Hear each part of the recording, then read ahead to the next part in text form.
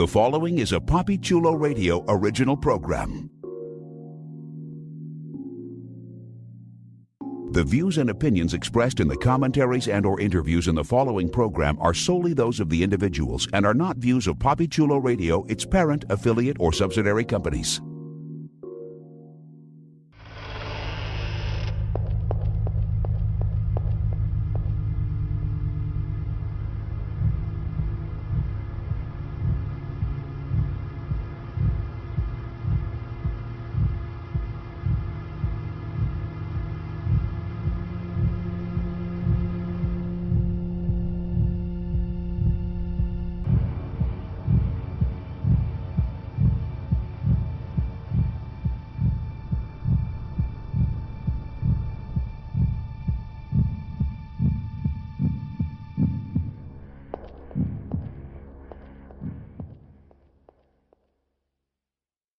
Welcome, foolish mortals, to Horror Hotel, a PapiChuloRadio.com original series, Papi Chulo Radio, Pop Culture on Demand. I am your host and hotel owner, Jeffrey Aruz. We're so glad you could check in. We've been dying to have you. Here on Horror Hotel, we're going to explore some of Hollywood's scariest, most frightening, and creepiest films. Please welcome my co-hosts, Concierge Supervisor Cynthia Boyede. Hello. Night Auditor Mark Estes. Hello. And Guest Services Supervisor Donovan Trott. Welcome, welcome. Before we head on over to the ballroom, let's stop by the front desk where one of our bellhops has a few special announcements. Good evening. We thank you for your patronage. Please step all the way in and make room for everyone. There's no turning back now.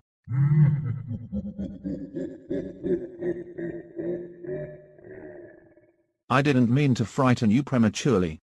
The real chills come later.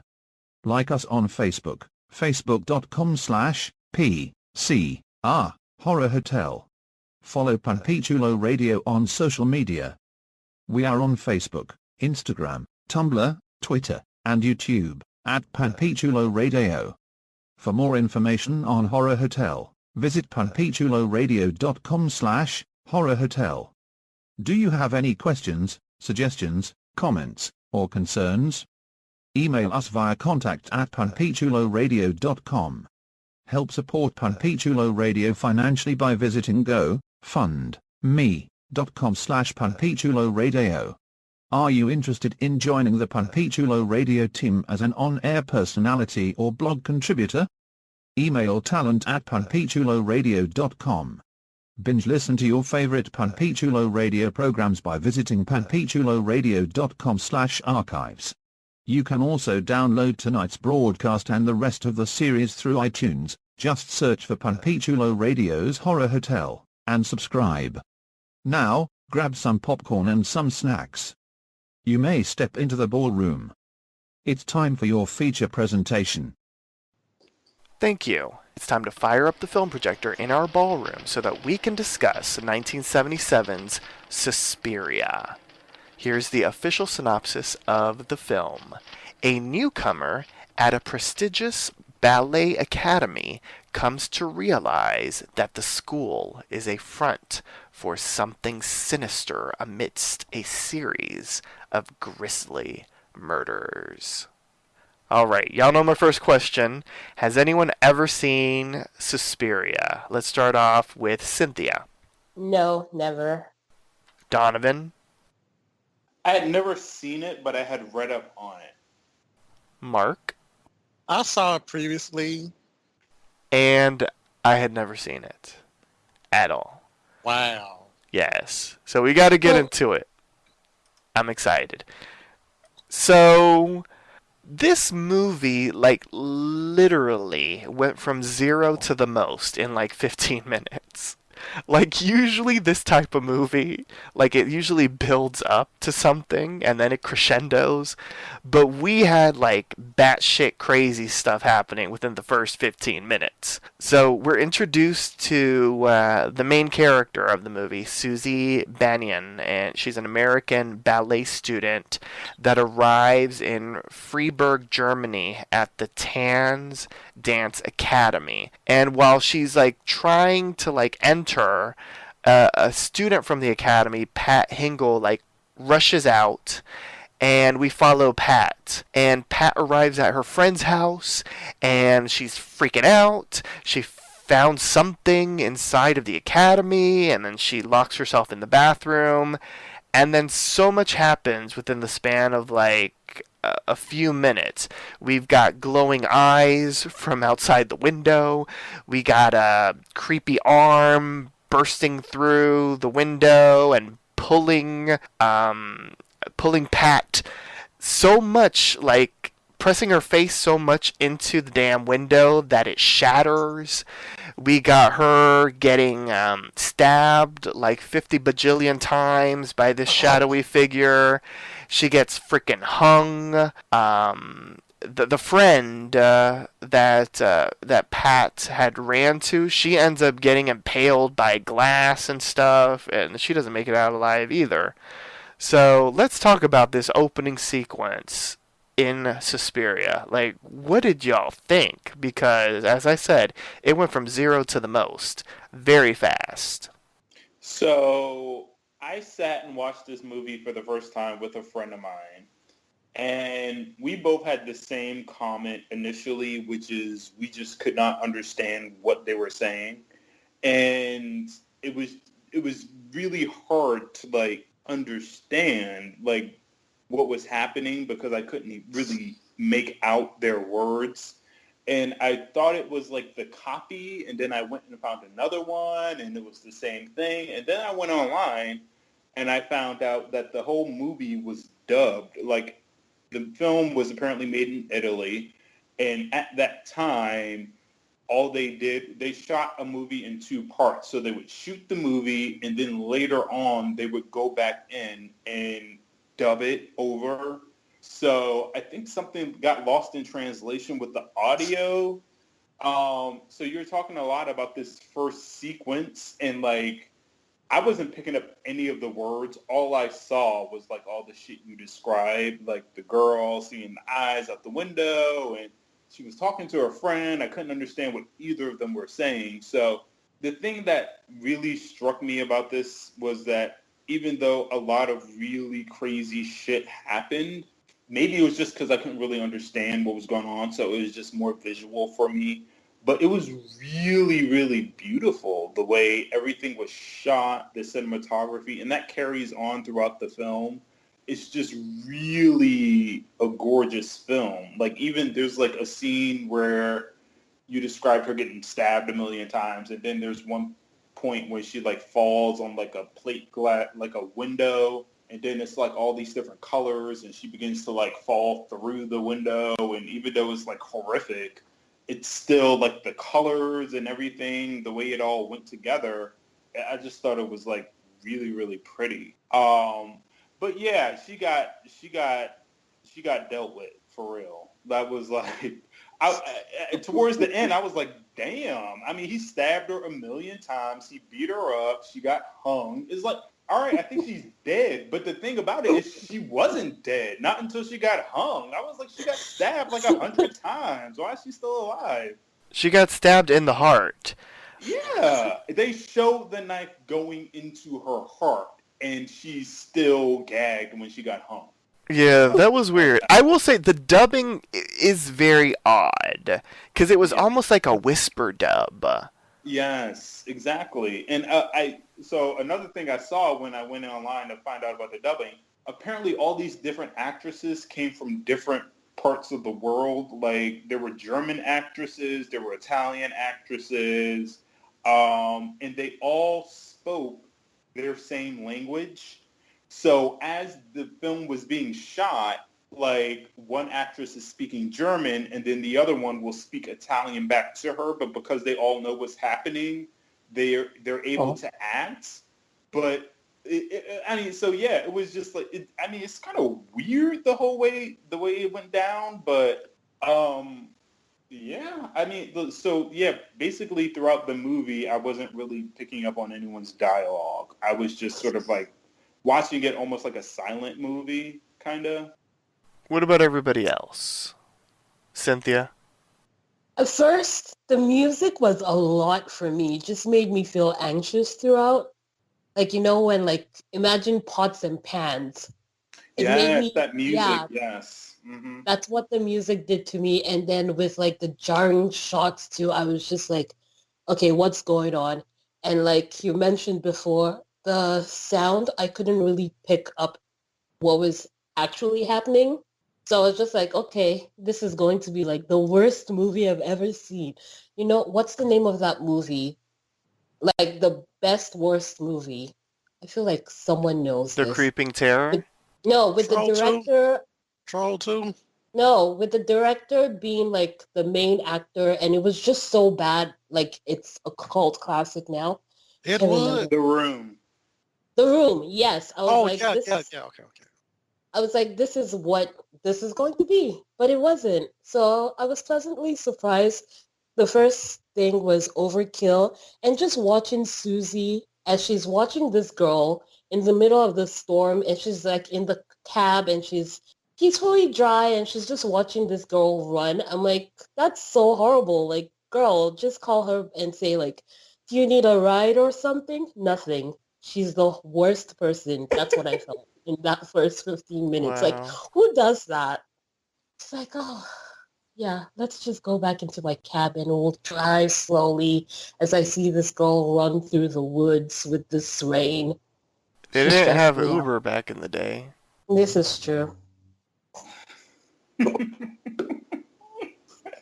Mark, you had seen this before, so share with us your thoughts on the opening scene.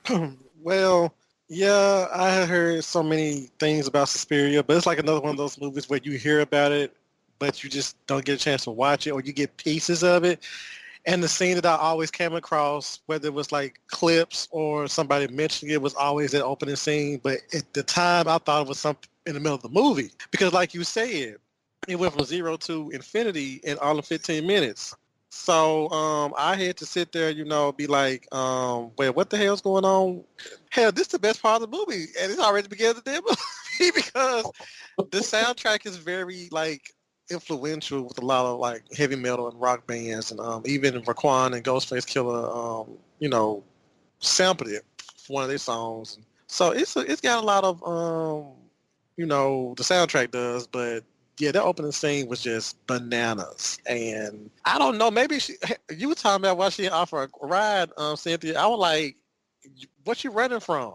Look, just get in the car with us. We go back to the airport. You know what I'm saying? Yeah, she could have saved herself a lot of time had she just Yeah. asked, what's going on in there and why you running? Let me know if I step foot up in there because I am not even trying. It's raining too. Like, nah, I can't. True. Did anyone else find the music distracting? Like, Yeah. It could be, yeah. I mean, because there is like music that sets the tone, and then there's music that's just like it was like nails Intense. on a chalkboard. I was like, please Yes. stop. Yeah, it was a lot. I can agree with that. I Well, love the opening though. Like the opening was fantastic. It set the tone. It showed us, it gave us like a peek, I guess, of what's to come, a taste of what's to come. You know, it actually didn't, because that was the most exciting part of the whole movie. Well, Throughout the rest of the I like film, the it was end just kinda like, too. Yeah. I don't know. I like the end too, but we'll get into the end a little bit It later. was a mess, but we'll get to that. Yes.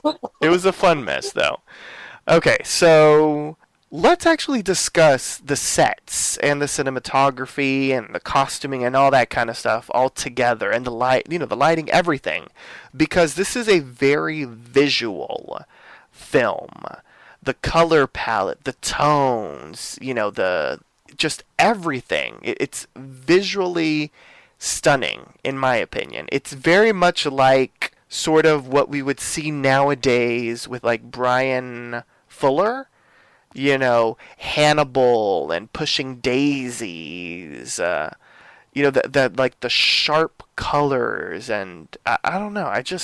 I found the sets beautiful. It was like, Pat was dying, but I'm like, damn, that apartment complex, that hotel is gorgeous. What a gorgeous place to die in. The whole movie was really, really beautiful. Like the way it was shot, the costumes, like everybody had like amazing costumes, except for that one lady. Like as soon as the girl first arrives, she's met by the lady that looks like the principal from Matilda. Yes. Yes. Archibald, Hannibal, whatever her name She was is. giving me a little like Kathleen Turner realness. Nah. No, not like, No. not like, come up off of John Bennett. That's the bitch. But I'll explain later though. but not like young Kathleen Turner, like a little bit like older Kathleen Turner. Even older Kathleen Turner had a little bit of saunter to her. Okay, fine. Well, She damn. wasn't stiff. Shout out to the I'm gonna Saunter. tell y'all. Sorry, go ahead. Shout out. No, I was saying shout out to the Saunter. Go ahead, Mark. I was gonna say Joan Bennett, aka Madame Blanc. She is a stage actress, and the reason why she was so staunchy is like because she played the original. Okay, the character Michelle Pfeiffer played in the remake of Dark Shadows. That was the character that Joan Bennett played in the actual TV show. She was very stiff all throughout Dark Shadows, but so was every actor on the show. It was like everybody was walking around just half dead, like, oh God, because like, but it's so seeing her when I first saw the movie, I was like, oh, they got the right bitch to play this role. Oh wait, no, I don't think he's talking about Joan Bennett. He's talking about what is her name? Oh, well, he said Kathleen Turner, and I think that Joan Bennett kind of reminds me a Oh, little bit. of oh, Kathleen Joan Turner. Bennett remind you of Kathleen Turner? No, we're talking about the lady with the hair, the one looking like her name Oh. is Olga. Yeah, that's what I say. This sounds like an Olga. She's like an My Olga. God. Yeah. She looks like an Olga. Okay. But she looked like, did you see Matilda? Yeah. Yeah. She looked just like the villain Principal. and the Yeah. principal. The headmistress. Yeah. It's I forget. I know she met a lot of people. It was just like they threw so many people at you when she first got to the school. It was just like, okay, just to post between who's who and all that crap. But I'm sorry. You know the one who kept throwing shade? The older woman who kept throwing shade? Her name was actually Olga. In the... She looks like an Olga though. Let's be honest. She does like an Oh my Olga. God. It's too Oh. funny. No, Joan Bennett was giving me Delta Burke realness. Yeah, she kind of was, except for that played out hair. She Yeah. had that. She had that wig from Dark Shadows. It was left up from Dark She Shadows. had the wig from Dark Shadows. That's Yeah, too funny. the little things about this movie really set it apart, like the costuming, the cinematography. I want to say the art direction, even though I'm not 100% sure what that is, but I feel like art direction was really on point in this film. But yeah, I mean, just like everybody who decided what this movie is going to look like did the damn thing. I mean, it was really, really nice to look at. Yeah, and it was giving me like sort of Black Swan-ish, Yes. but like crazier. I think that Way Black Swan crazier. tried to be like Suspiria, but it couldn't because Suspiria had already reached that level of bonkers crazy. And Yeah, shit. but also Suspiria, like the crazy stuff was actually happening, versus Yeah. spoiler alert, Black Swan, it wasn't. So I mean, it was nutty from the beginning. Like I don't know how Susie like stayed there with like all the really weird stuff happening. I guess it must have been like, oh, I'm an American and maybe that's how it is in Europe, like the weird shit. Mhm. But it's like once you pass out and you come to, and then like you're prescribed to drink wine every day. Yeah. Yo, that would be my type of place. I'm like, shit, I have to drink wine to stay healthy. Okay, that's not a problem. But then my ass probably dead for the next 10 minutes or something. 'Cause I'm like the Pennywise. Like, Pennywise shows up. I have wine down here. I'll probably scoop my ass into the goddamn drain. That's how bad I am. I'm sorry. Oh. Poor Pennywise. Straight up alcohol. Pennywise. No, I would say I'm alcoholic. I have a thing for wine. Like, I'm upset that you don't have You appreciate good wine. Nothing wrong with that. Does your Fantastic. liver appreciate good wine? That's the question. Well, I don't drink it like that, but when I do drink it, yeah, it's like a good comment. It's like a stress reliever. Do you drink it out of box? I have. Okay. No. Okay, Ah. this is a tip for you. You're very welcome. Get a bottle, get a long straw, put it in the bottle, and drink it. I'm just trying to You're find a straw welcome. long enough. I do have bottles though. Like I always have a bottle of wine in my refrigerator at all times. That's Nice. very Real Housewives of you, Cynthia. Yes. White, yes. right? White wine on the fridge. That's right. too much. And just an FYI, the lady with the Matilda, her name is Miss Tanner. Okay. So there is an Olga though. That's one of the students that Susie is introduced to. All right, so Susie faints, and now she's getting medicated with wine. She ends up becoming friends with a girl named Sarah, and then the maggots come. Let's talk about those maggots. I was kind of disappointed in the maggots because when I found out there were maggots, I thought it was like super creepy. Like, oh my God, maggots are falling from the ceiling. And then they were like, oh, we have to go into the attic. They're coming from the attic. I was like, oh my God, what's in the attic? And then they go into the attic and they find this box and they're like, oh my God, we have to open this box. And then they open the box and I'm thinking it's going to be like a dead body. It's going to be like something really crazy. And they're like, oh no, it's just some meat, some sausages that someone left in the attic. I'm like, first of all, who ships sausage in a crate? First of all. Second of all, who put the crate of sausage in the attic? It's like, why is it up there and not in the kitchen? It's just, and third, I seriously doubt a crate of sausages could produce that amount of maggots. Like, those maggots were literally everywhere. Like, so it started out as like a really cool sort of visual thing, and then it just ended up being like, what the hell? Like, it just didn't make enough sense for me to find it interesting.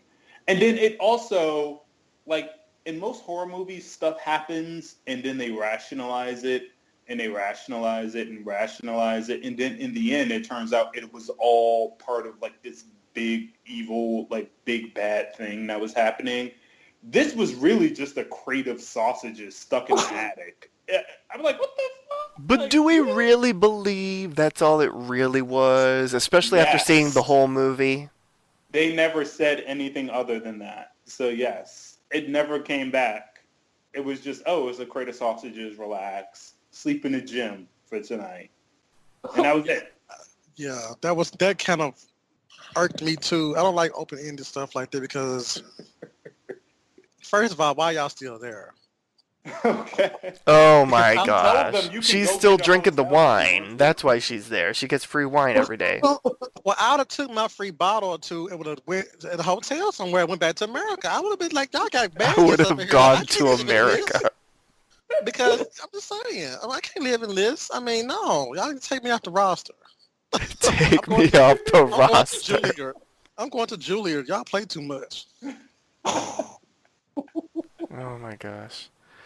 But yeah, I don't. Yeah, the maggots was weird, and the only thing that I could think is storyline wise, they had to put them in the gym basically, so that that night, they could start hearing all the weird stuff. Maybe. Well, yeah, but I mean, they could have fit it in better. It could have been something else. I mean, it just felt so weak, I guess. I can agree with that. Although, I will say the lighting in the gym was really nice. Because, like, the sheets are white, but it's like everything is red. I'm like, why the fuck do they have red lights in the gym? And, like, visually, though, it was impressive. But even though it really didn't make any sense. It's the Why does a gorgeous. ballet school have a gym? Wait, no, okay, no, that makes sense. Sorry. Cynthia Go on. answered her own question. Well, there's that. So they start hearing all this weird stuff. Footsteps and a whistle snore, which, like, that's kind of stalker-ish that she would know. She's like, I know that snore. Like, that's very Yeah, Cynthia of her. thank you so much. Yeah, So so honored. all of a sudden there's like some sort of snore that apparently the only person that does that snore is the director, but they aren't to be returning for several weeks. Yeah, I didn't catch any of that. I was, like I said, the audio was kind of like on and off. So the finer plot details, I was just like not. It was really hard for me to follow this movie. You did see Mm. the part when the dog bit the man, the Yeah, I custodian's saw son. that. That just came out of fucking nowhere. I mean, it was just like weird because I was thinking like, oh my God, something's about to like, because the way they shot it, there's like all these overhead scenes or shots, and it looks like something's flying around him, and the dog is like barking at whatever is coming for him, and then the dog just turned on him and bit his neck, which also was not really explained. I guess just by virtue of the fact that they're like, spoiler alert, witches, that all this crazy shit is happening. Wait, they're Like that, witches? it just shut up. Yes. For the listener who's never seen this film, but I don't know. The maggots, like other stuff, it just didn't really come together for me. Maybe had the dialogue been easier to hear, it would have made sense. But it was like, and then also I was thinking to myself, why is this blind man, why does he have his dog escorting him through this big ass courtyard? Like, isn't there another street he can take? Like, what Oh if the my dog gets gosh. confused? It's like, supposed to be dramatic. it was just weird. Like, Well, common sense kept getting in the way. Well, to give you sort of like the storyline breakdown, basically what had happened was What happened? the blind piano player, his dog had bit the custodian's son, who happens to be Madame Blanc's nephew, aka Yeah, Delta Burke. yeah. And so the reason why the dog attacked him, I guess, was witchy payback. Yep, that's what it was. Yeah. Okay. All right, Calandra. Yes. So that's why the man had to die. Well, I remember the part about the dog biting the guy and then blah, blah, blah, blah, but the scene itself was just very sort of, it felt external and then it was internal. You know what I mean? Like, him and the dog were like together, and then there's like this thing coming at them. The dog's barking. It's like, blah, blah, blah. What's going on? And then the next thing you know, the dog bites him. Which, to be fair, I did not see coming, and it was like I was genuinely surprised. So I'll give them points for that. But it still just didn't feel like it made sense. Like, she possessed the dog. But I how, don't know. Because of I've the heard shadows so many and stuff. times that animals are sensitive to The spiritual supernatural. energies. Yes. So maybe that's why he was barking before he got possessed, and then he's Yeah. like, yeah. But you're possessing a dog. Like, okay, never mind. I guess you were saying. I guess you're saying, this is what happens when you don't watch your mud or something like that, or something like that. Your damn dog bit my damn nephew. And now he's going to bite you. Yeah, Yeah. I mean, I get that part of it, yes, but it was still kind of whatever. Yeah, it was weirdly shot. Like, I get what they were trying to do with, like, making it seem very mysterious. But I was still very curious as to, like, what the fuck was happening. Because you see the shadows and all that kind of stuff, and I'm like, what's really going on? And then all of a sudden the dog is eating, like, chitlins or something, and I'm like, good grief, he's going to town on that fucking neck. And he went straight for the neck. I mean, he didn't bite his arm or his leg. He went straight for the jugular. I was like, okay, all right. Yeah, my favorite moment was when I don't even know who they are. In my mind, they're dog catchers, and like the dog just runs, like yelling, catching my And then the one ass. guy was running after the dog, and then the other guy was trying to help him. I was like, why are you chasing the dog? He just killed one man. What are you doing? He's gonna kill your ass next. He's going to kill you. The dog was probably upset that he just killed his master. Like, oh my God, I can't believe I just did that. Oh my God, oh my God, oh my God, oh my God, oh my God. Leave me alone. Like the dog was like, no, just leave me alone. I wasn't supposed to do it. Wow. Aw, it was very Brian Yeah. from Family Guy. Yes. So the movie ends up like circling back to the start because Susie and Sarah end up having a talk about Pat, who we saw get viciously murdered by a shadowy figure at the very start of the movie. And apparently Pat had been like mumbling like crazy stuff for a while. And Susie remembers that Pat mentioned two things while she was mumbling: Iris and secret. And so Sarah ended up getting like really interested in like finding out like what they could find out about basically what Pat was mumbling. And so they tried to search for Pat's notes, but they were missing. And then all of a sudden Susie ends up getting knocked out again, and Sarah ends up being chased by something, much like the piano player, Daniel. And so she gets attacked by this unseen person. Like once again, glass gets broken everywhere, windows get shattered, and whatnot. And finally, Sarah ends up being able to escape through a teeny tiny little window. And so she crawls through the window. She's on a window ledge, and her plan is to jump to the next little window that's open. Without looking beneath her. That's what I was going to ask. Thank you for ruining it, Donovan. So she ends up leaping without looking, and she ends up falling into like the most gigantic... It was like a freaking room filled with razor wire. Why they have this in a dance academy, I don't know. And so she struggles and whatever, and then this shadowy figure ends up slitting her throat. So, who the fuck doesn't look before they leap? Like, really? All right, so before we even get to that part, what she's running away from, somebody, all right, so she barricades herself into this door. Well, even before that, I loved when, like, she just, like, gets, like, shoved into the glass. Well, yeah, and then she's fine afterwards. Well, no, she's got some, she had some nicks-ish. But it was on her face, and I'm like, your face didn't really hit it. Getting shoved through glass, I feel like, would cause a little more damage. But, well, there you go. All right, so she ends up in this room, and at first she's, like, cowering in the corner. Well, because the shadowy figure is, like, sticking a knife? They got, like, a butter knife, and they're trying They got to, like, a butter knife. And undo the latch, but it took them, like, any other... See, and this is the thing. Like, I suspend disbelief as much as I can, but like, to think that you couldn't just stick that knife in there and like flick that thing up and in one move and open the door.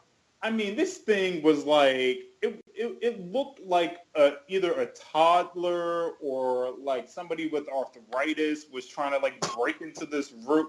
It was literally, it took like 40 tries to lift that little latch up. It was like, what is going on? And then she finally decides to like build a little mountain of cases to get through this door. And then yes, maggot-free cases, just an FYI. She starts with the smallest case and then starts building bigger cases on top of it. I'm like, what is wrong with you? Don't you know to put the big case on the bottom and then to like... It was like she wanted it to fall, and then she like gets to the window and is getting ready to jump. Doesn't look. She's in a frenzy. This razor wire. I mean, I can almost forgive that. But then why the hell was the room filled with razor wire? See, that's something I don't understand, why the room was filled with razor wire. And the thing is, like, she also she did like a very half-hearted jump. Yeah, she Like if wasn't you trying to saw make her it some jump, other like stuff. she did like a jump like she's jumping from I don't know, like the couch to the floor. Like she didn't really like do like one of those jumps where she's like leaping out, which Yeah. that kind of annoyed me.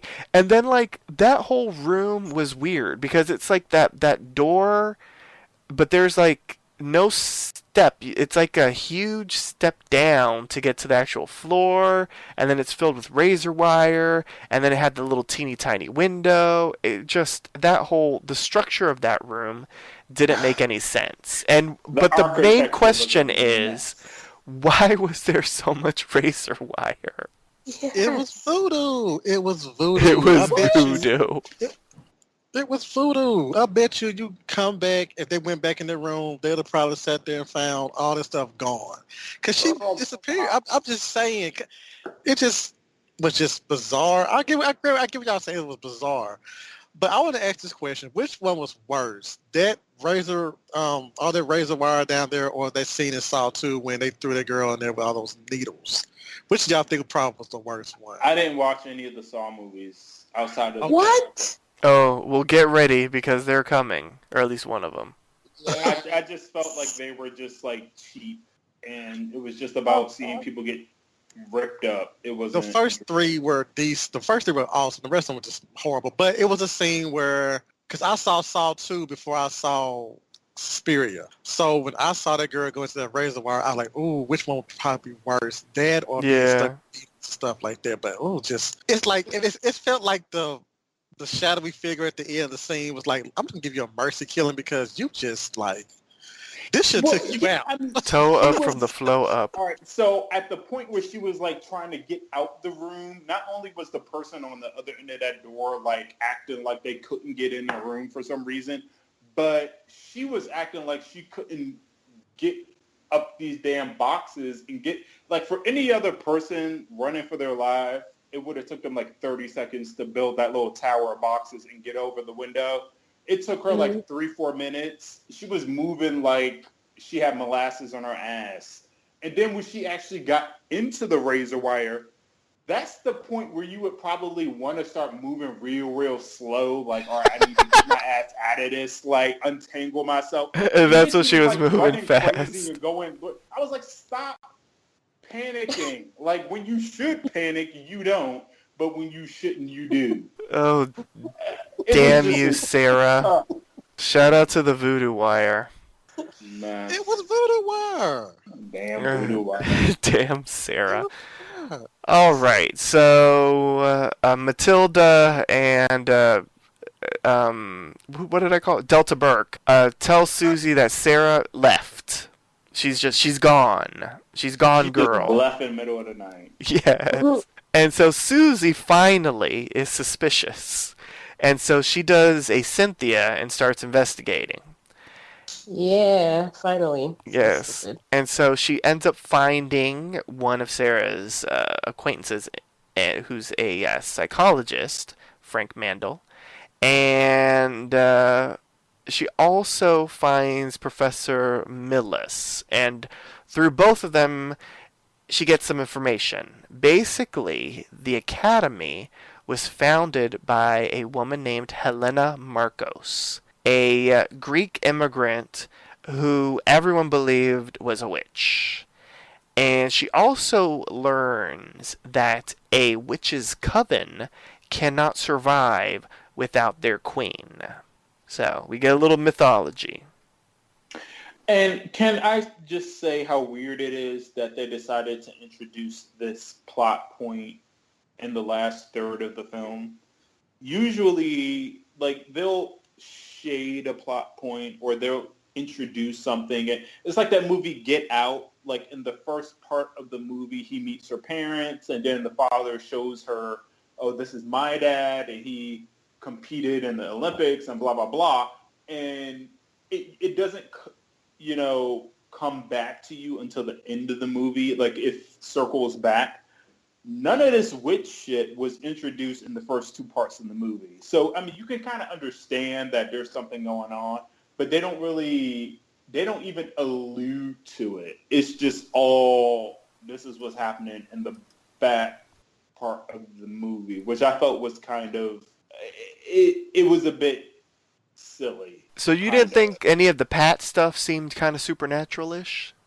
It did for sure, but it did. There was, when you watch movies, it's like The Sixth Sense, where if you watch the movie knowing the ending, you can see throughout the film from the very beginning, like, oh, he was dead the whole time. Wait, what?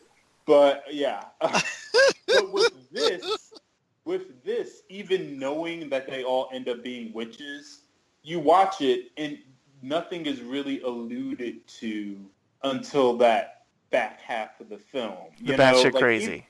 Right. Even all the stuff that's happening, it's like, it could be somebody, it could be just like a serial killer just taking these girls out. There's no magical sort of bend to any of it, really.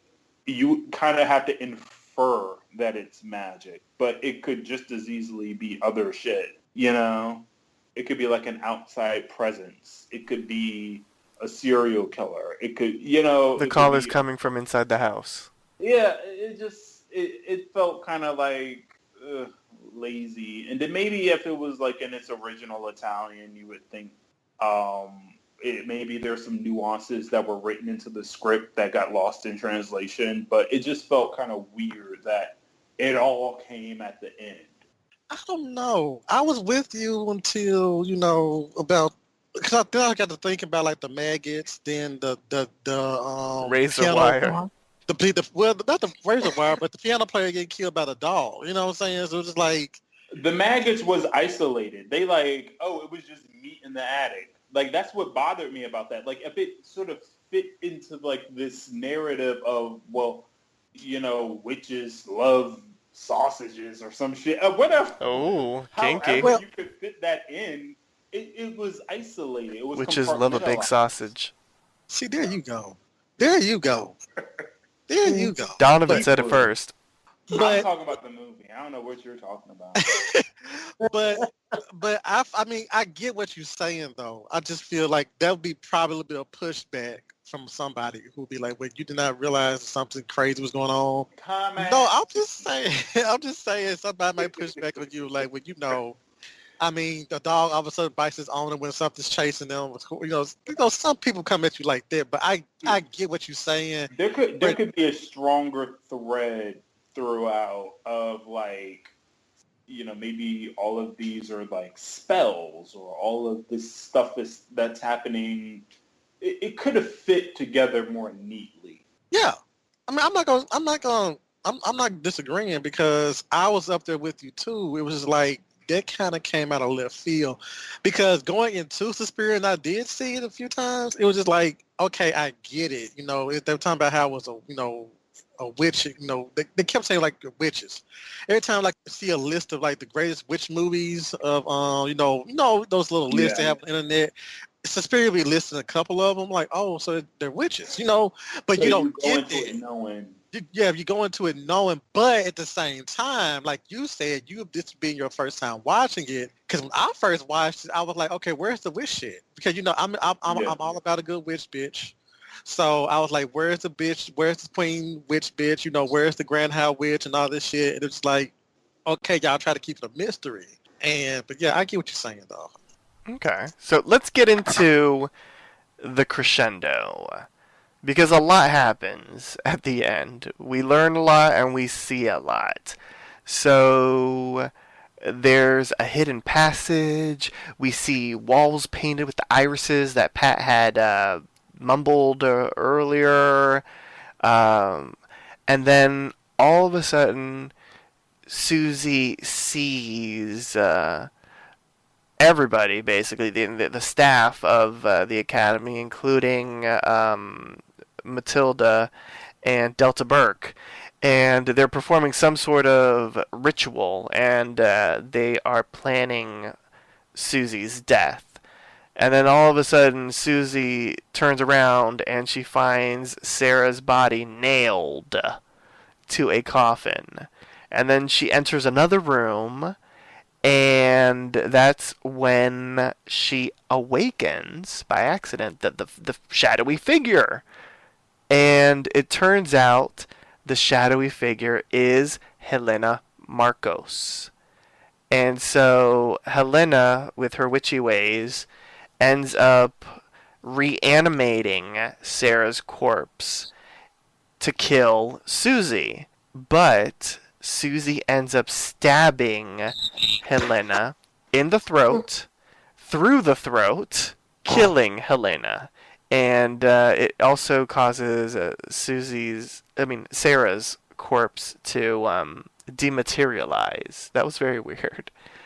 And then all of a sudden, like, the Academy starts turning into like a shambles. Like the rest of the coven, they die because the queen is dead, and Susie escapes with her life just as the entire building bursts into flames. And she's smiling and happy and laughing. Yeah.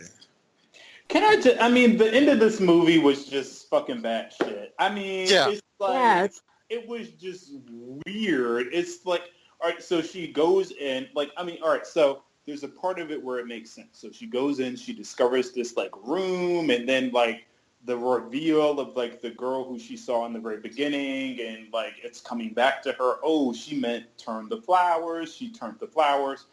But then I'm thinking to myself, in that flashback, who is she yelling at? Why is she yelling flowers or something? Why is she saying this shit out loud like that? And, like, why...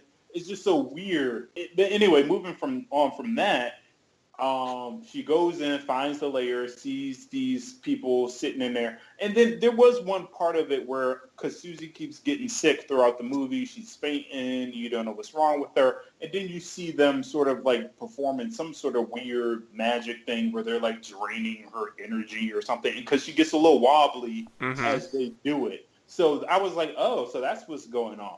But then she Delta Burke was doing the most. She goes into this other room, wakes up the big bad, who can't stop laughing for some reason, and is like, Susie picks up this thing, she's going to go stab her, and then the thing is like, oh, I'm going to go invisible in your ass. But she wasn't invisible. You could clearly see the bitch. And you could still hear her, too.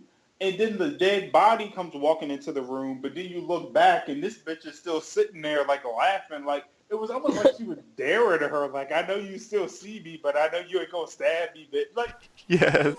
And she was just sitting there doing nothing. It was like, is this, like, you're like all powerful and you can barely go invisible? Like, what is, well, do we really think she was really that powerful? Because she was looking all decrepit. She was a mess, but like this is the person that they're like praising, or like as soon as she dies, everyone else dies. So you have to imagine she was the center of power. She hadn't had a manicure in a while.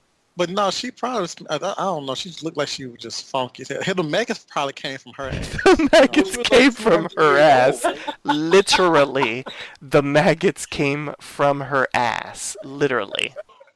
Wow. She looked like everybody did. I just took a shit, and the shit just manifested itself into a body. And I was like, okay, here is Helena Marcos. She looks like, this is going to be a very random pop culture reference. I don't think any of you have ever seen Star versus the Forces of Evil. But in the show Star versus the Forces of Evil, Star, the main character, she's a princess with a magical thing. And with her magical wand, she ends up turning her teacher into a troll, and she looks just like the teacher.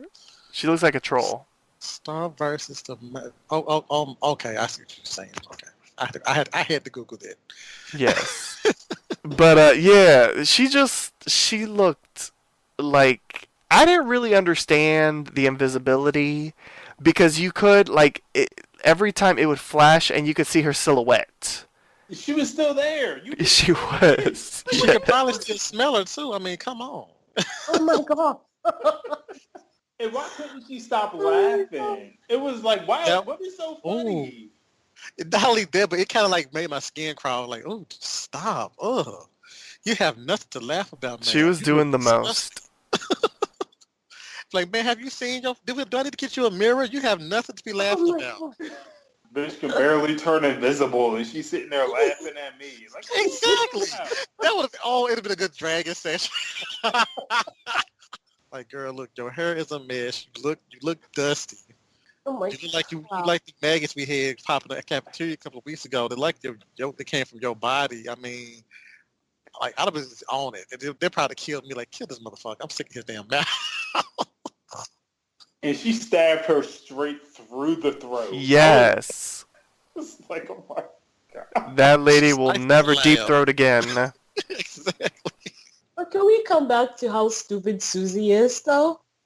Which part? Like, Exactly. girl, first of all, you know this weird stuff is going on.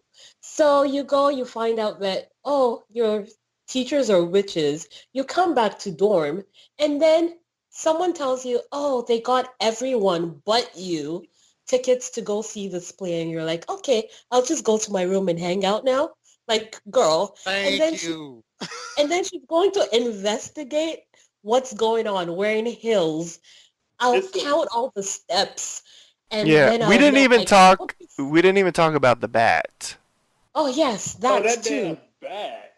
Well, that was the one time where I was like, get it, Susie, because that bat came in, and I would have been the same way at first. Like, oh my God, get it away from me. But then she, like, hit it, tossed the towel over, and squashed the shit out of it. That's exactly what I would have done. Like, but then where did the bat come from? Why is there a bat in this movie? Like, what does this mean? You know, there was just too much stuff in this movie that was just... Yeah. It What do doesn't fit into, like, a clean narrative, you know? What do you all think the wine was? Because that was some thick ass wine. Do you think there was like I some know. sort I of think it They was. had that blood? Yeah. It looked like blood. I think it was the blood of the old woman, because that was like really still blood. Oh my Exactly. gosh. But I'd have been like, Oh, you think maybe if they would have sacrificed her, Helena would have turned young? Like Yes, like that'd be Hocus so Pocus? nice. here's my thing about the end that kind of confused the hell out of me. Like, out of all them chicks in, where were they at? Germany. Germany. Out of all, I guess y'all had to go to America to find the right one. Because it just seems so like, why her? Like, how did y'all pick her? Like, who went to America and scouted out of all the United States of America, this one girl? They probably mentioned the movie, but that just always puzzles me. Like, why her? Of all the people in the Remember world. the headmistress? I guess I don't know who she is. The really Matilda? fancy one. Oh Yes. no, the fancy one, Not Delta Burke. Matilda, not Delta the Burke. other one. Yes, Yes. Delta Burke. And she's like, oh, your last name. Are you by chance related to this person? I met this person at this place. So she probably saw her at one of the parties for the rich white people. And then she's like, yeah, that's the one. For the rich white people, I love it. Because she had the blood of this other person that was blah, blah, Okay. blah. Okay. That too, and on top of this, like what you said, Donovan, it's like that dialogue. I had to have all my damn, what that thing called, the captions on when I was watching the movie, because I was like, y'all were Yeah, it was really hard to understand what was going on. And that plus the fact that even if you could make out all the words, it still didn't make no damn sense. So, That is true. I mean, Well, there's that. yeah. All right, so let's check and see if Suspiria has won any awards. And it has not, but it was nominated in 1978. It was nominated for a Saturn Award. Best Supporting Actress for Joan Bennett, your girl, Mark. Yes, I love John. Yes. You can, you two having brunch this weekend? Did you hear like how husky his Oh voice no, went? she's He's like, dead. yeah, I love Joan. So sexy. Yes. Oh. She died in 1990. Sorry, Joan. You have a picnic on her grave. But you know, John looks like that woman who has all the damn tea. You know what I'm saying? Like, she has all the tea, and she's not scared. She's not scared to, spill it. And then somebody question about it, she'll sit there, call them out, be like, "And what the fuck you gonna do about it?" You know, There she you go. looks like that. I'll just watch. Y'all watch the old Dark Shadows. Y'all will see what I'm talking about. So that's why I was so excited. I'm sorry to get off tangent. I was so excited when Michelle Pfeiffer was going to play that role. Then I saw the first real from that movie, and I was like, I am not watching this shit. Even Michelle Pfeiffer can't say this damn bullshit. Sorry, but I was gonna explain what I thought because I think that Jeff is also on the same source that I'm at right now because it makes so much sense now. Reading up on this movie early today, it made the most sense. Because I'm not gonna lie, when we sat this off Suspiria on the list, I was like, okay, I've seen this one. I'm gonna have to watch it again because I'm still trying to figure out what the big deal was for this damn movie. Because everybody I know who was a big horror fan, they would sit there and tell you like Suspiria is one of the greatest movies of all time. And I watched it, I was like, okay, what's so good about this damn movie? And I said, okay, y'all like the striking, features, the sets and how those soundtrack just screws with the senses and all this stuff and everything. But I'm like, that story, that plot was just horrid. I'm just gonna be honest with y'all.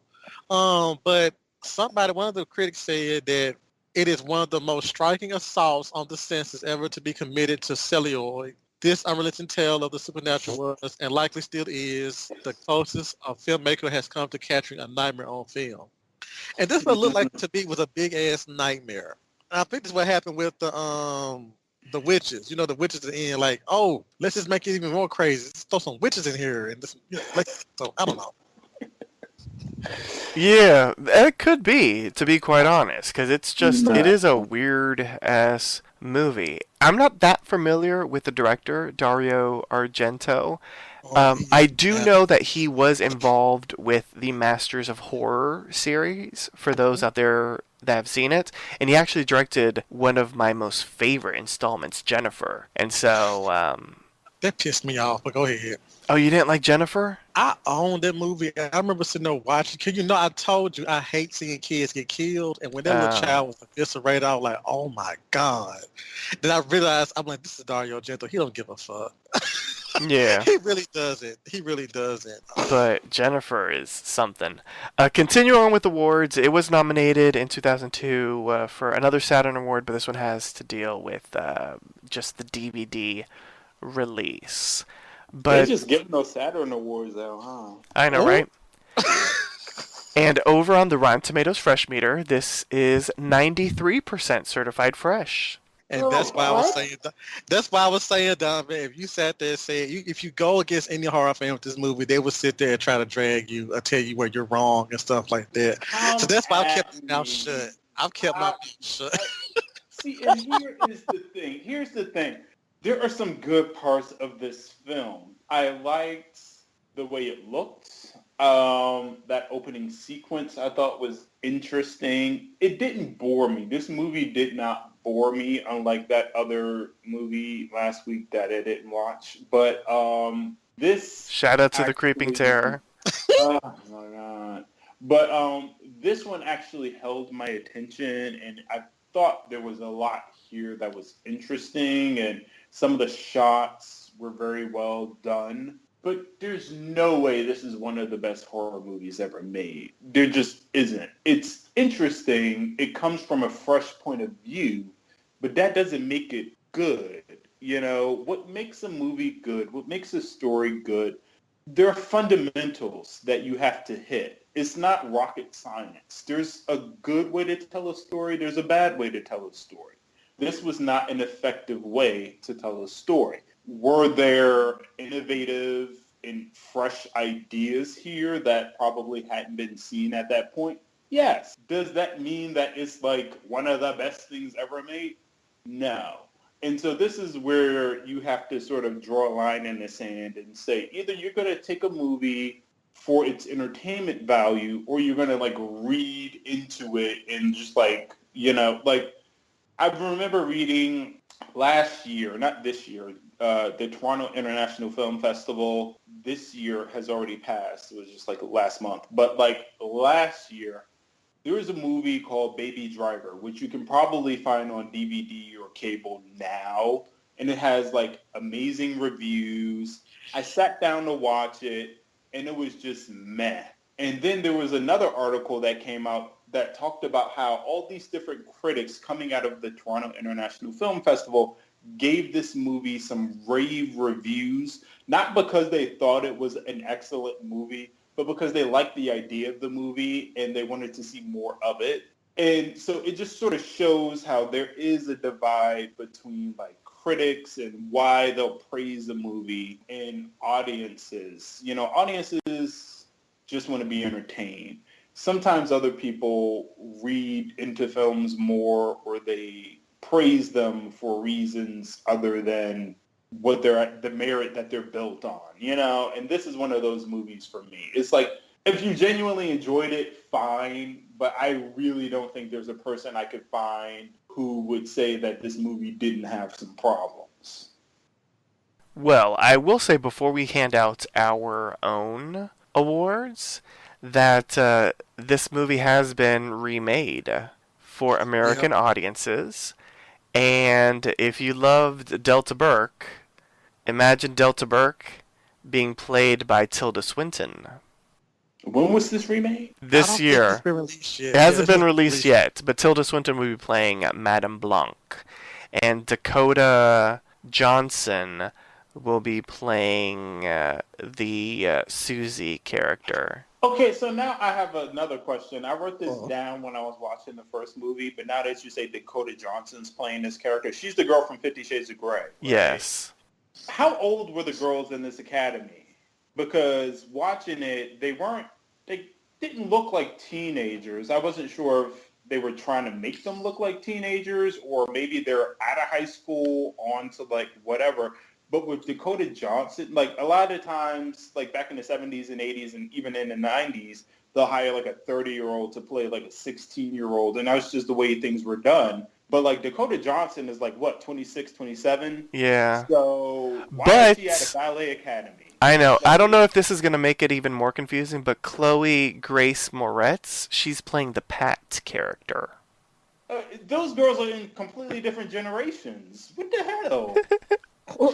I'm thinking that the girls were on, like you said, like post high school, like they're like, you know, in college, and some might be more talented and like maybe prodigies. Not prodigy. What's the word I'm looking for?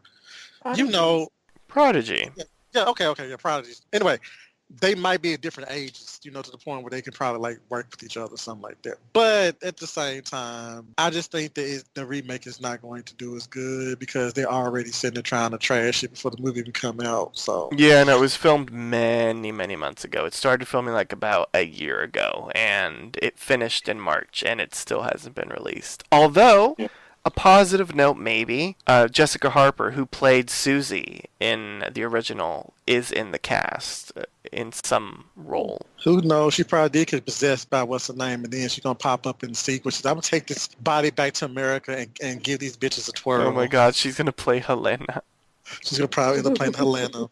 That's too funny. Well, let's hand out some of our own awards, and we got to start it with this one because there was a lot of screaming. The Scream Queen, Pat, or Razor Blades, Sarah. The funny thing is, Susie didn't really scream. She's like the main chick in this movie. She's like the scream queen, if you want to call somebody that. And I don't remember hearing her scream ever in this movie, even at the end. She was very just reaction. She was just like a doe-eyed, you know, female running through the damn building like, oh no, and that was it. I don't remember her. She wasn't a member as a scream queen is what I'm trying to say. Yeah, she didn't scream. But then again, with this weak-ass dub, we probably wouldn't even heard it. I think it was Sarah for me. Yeah, Sarah did a lot. Is that the girl in the razor wire? Yes. Yeah, I give it to her. The Diva. Matilda's headmistress. Not Madame Blanc? Yeah, I was Wait. going to give it to Madame Blanc. Wait, are we going to do a Shade Queen one? Yes, the Queen of Shade. Oh, Okay, Madame Blanc is then the diva. Wait, well, we skipped over this character. I can't remember her name, but when Susie first got there... Miss there was, Tanner. like, the girl who was like coming at her, and then she ended up staying in her room. We didn't really see her after that. Olga. Yeah. Oh yeah, she was a diva. She just kind of disappeared. You know who had a little She got sacrificed. You know who had a little diva in her? Was Sarah too. Because, like, she's wearing this beautiful pink dress, and then she's like, oh, that's the dinner bell. I'm going to go change into something different. I'm like, what are you changing into? You look beautiful. Like, go. She also She's has like, this isn't my eating dress. oh, yeah, too plain. That's too funny. What about the moment that made you gag? I guess Maggots. the maggots, yeah. Okay. Yeah, man. What about the kill of the night? What was the best kill? Her The first stabbing that girl. old bitch in the throat. Really? Okay, I give you that one. I like the opening Yeah. because that was Yeah. like a two, that was like a two That was birds too with one much. stone. That was overkill. That was not even a kill. It was weird. You want to call it torture, but like any one of those blows should have killed her. But she was still alive. That one just gave me questions. Oh my gosh. It does. What about the That's So Retro moment? Sarah smoking in the during their sleepover is what I'm going to in the gym, and she's just smoking away, and no one says anything. That was retro for me. I don't know. Nothing really stuck out to me about this. Maybe storing meat in the attic. I don't know. I guess they did that in the 70s. But Well, the outfits to me, those outfits just look like they just scream 1970s.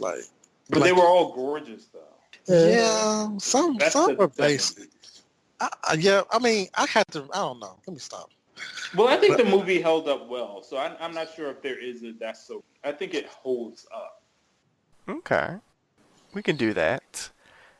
So now it's time to rank the film in our special categories. We've got the Screamer for a film that's filled with scares, the Gutbuster for a film that is grotesque, the Eye Popper for a film that is visually impressive, the Gravedigger for a film that's lacking scares, and the Mind Blower for overall best in show.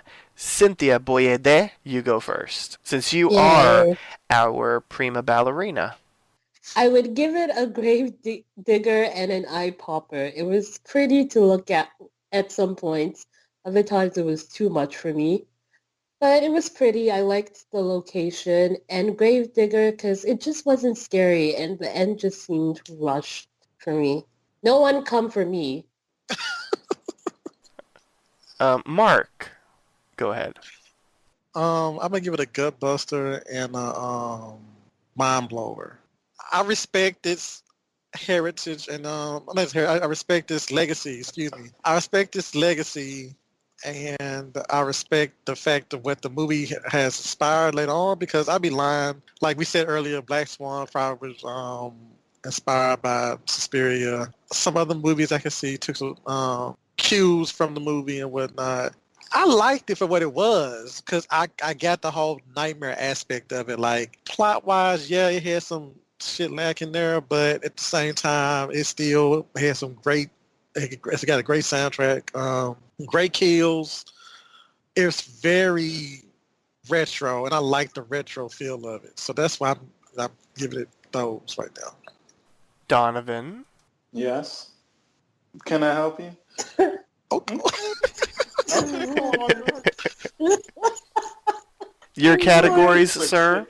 My categories, is that what you're asking for? Okay. Yes. I'll do Gutbuster and Eye Popper. The movie was visually stunning. You can't deny that. But it was like weak in places. There were parts that kind of like grossed me out. But yeah, like Mark was saying, there's some like plot issues and everything didn't make sense. They could have wove the story better. They could have really been more than like in the past, in the last 15 minutes. Yeah, so, I mean, I could go on and on. But to be concise, it was very pretty to look at. There were some interesting things here. At the end of the day, I don't feel like this is a very good film. Or effective, I'll say. It wasn't very effective. All right. I'm going to give it an eye popper because I thought it was a beautifully shot movie. I just visually everything, the sets, the lighting, the costuming, like everything. I mean, it was just gorgeous cinematography. And I'm going to stick with just Eye Popper. Yeah, I just thought it impressed me visually. I will agree with all sort of like the negatives, but yeah, so I'm going to stick with Eye Popper. Now it's time to rate the film on a 1 to 10 hotel room key scale. The point system is allowed. And let's start off because he's going to give it to us. It's Donovan. I'll give it a 6, above average. It did interesting things, but ultimately it wasn't, I wouldn't give it a passing grade. A for effort. Cynthia. Wow, now I feel bad. I'm giving it a 5. Hotel room key. Yeah, it was okay. I watched the whole thing in one sitting because I was expecting more, and then it ended. So You're like, that's yeah, it? yeah. So yeah, it was okay. Mark. It wasn't the Oh, worst. sorry, Cynthia. Oh, I'm done. Mark. I'm gonna give it an 8.5. Oh. I give it 8.5 because, like I said earlier, I got the whole nightmare aspect of it, and seeing some of the other Argento stuff. It's just, I don't know. I guess Argento's whole thing is like sometimes when you're scared and horror doesn't have to make sense to be effective, because usually if you have an explanation for everything that's happening to you, then it's not really all that scary. So that's how I'm approaching this movie and some of his other movies. Because usually when you are in a situation like that and you don't know what the fuck is going on, then, it enhances the fear. But at the same time, for today's audiences, we like a lot of, I don't want to say we like a lot of stuff explained to us, because I'm not one of those type of people, but some form of continuity and fluid storytelling is just, you just have to have that nowadays. And even though that was made back in the day, it just, it might not stand the test of time with some people, was what I'm trying to say. So, and like one person said it best, it's a movie that makes sense only to the eye. So that was a review. But so I have to give that, I had to go with that. I'm going to give it 7.5 hotel room keys.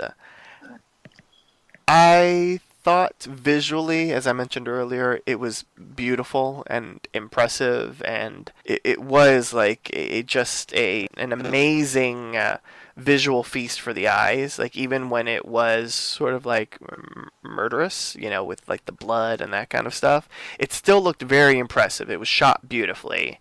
The storyline was okay. It wasn't the best.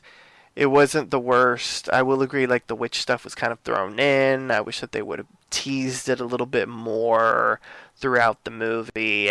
The deaths and the shadowy figure and that kind of stuff was interesting and interestingly shot. It sort of gave us sort of like a little bit of a disorienting feel, which I liked. And I thought that the characters, like the actors, committed themselves into their roles. I mean, it wasn't like the best acting, but I sort of bought what they were selling. Whatever was written on that script page, they accomplished it, and so I got to give them props for that. Some of the choices, were weird. But overall, I mean, it was entertaining. Like, I was entertained at the end of it, and I would see it again at some point. Yeah, I think I would. Maybe with Mark. I sense shade there, but okay. Yes. Go ahead and waste some hours of your life if you want to. Oh, gosh. Well, on that note, please drag your bodies away from the ballroom and prepare to check out. Join us next time for a brand new installment of Horror Hotel. Once again, here's one of our bellhops with a few special announcements. Good evening. We thank you for your patronage. Like us on Facebook, facebook.com/PCR Horror Hotel. Follow Panpichulo Radio on social media. We are on Facebook, Instagram, Tumblr, Twitter, and YouTube, at Panpichulo Radio. For more information on Horror Hotel, visit panpichuloradio.com/Horror Hotel. Do you have any questions, suggestions, comments, or concerns? Email us via contact@panpichuloradio.com. Help support Panpichulo Radio financially by visiting gofundme.com/panpichuloradio. Are you interested in joining the Panpichulo Radio team as an on-air personality or blog contributor? Email talent@panpichuloradio.com. Binge listen to your favorite Panpichulo Radio programs by visiting panpichuloradio.com/archives. You can also download tonight's broadcast and the rest of the series through iTunes. Just search for Panpichulo Radio's Horror Hotel, and subscribe. We hope you've brought your death certificate. Make final arrangements now.